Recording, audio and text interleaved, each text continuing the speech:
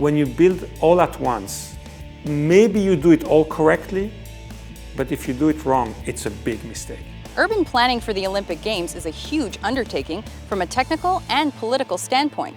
Some cities have been very successful, while others not as much. Hi, I'm Rebecca Brayton, and welcome to WatchMojo.com. In this section of our Olympic series, we discuss 5 major questions and challenges that face Olympic urban planners. For example, are the exorbitant costs associated with hosting the Olympics really worth it? Generally, the promises of revenue fail to materialize. I mean, there's a lot of optimism of what Olympic Games will bring.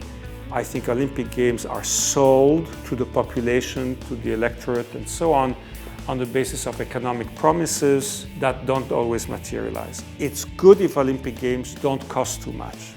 But on the other hand, we know that Olympic Games have a lot of benefits in terms of urban regeneration, in terms of putting a city on the map, and so on and so forth, that may justify a certain expenditure.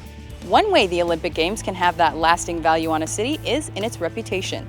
This sporting event is not only a time for international cooperation and competition, it's also a time to showcase the host city to the world. The design will be a showcase of talent, of innovation, of creativity. It's really an opportunity for a city to boast.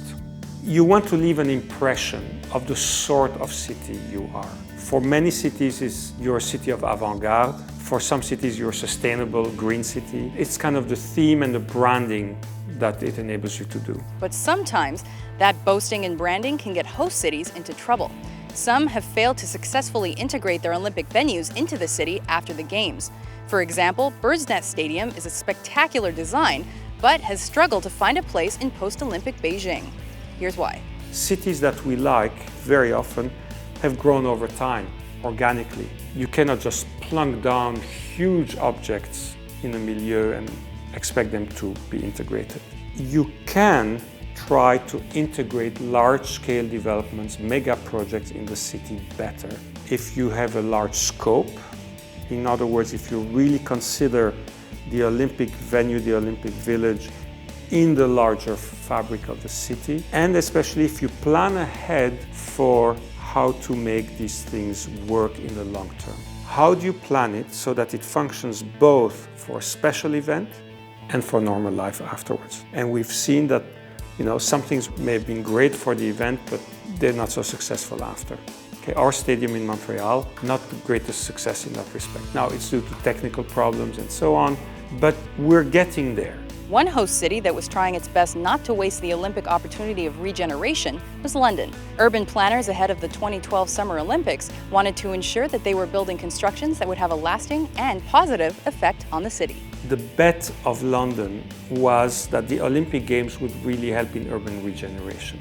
That is really what they decided. They said, we're going to use the Olympic Games as an opportunity to regenerate one of those parts of London that have been characterized by an industrial past, deindustrialization, and therefore a lot of abandoned land, unemployment, poor living conditions, and so on. The corporation that is in charge of the facilities, of creating everything, is called the London Olympic Legacy Company. And so the whole idea there is that the Olympics would have a legacy for London for the long term, and that a part of the city would be changed by the Olympics forever, and for the better, obviously.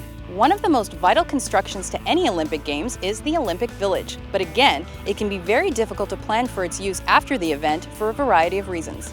Athletes' quarters are a very important component of the Olympic venues in general, and they generally are those that are meant to serve a general population afterwards. The Olympic Stadium may become a soccer stadium or football stadium. The athletes' accommodations have to become housing.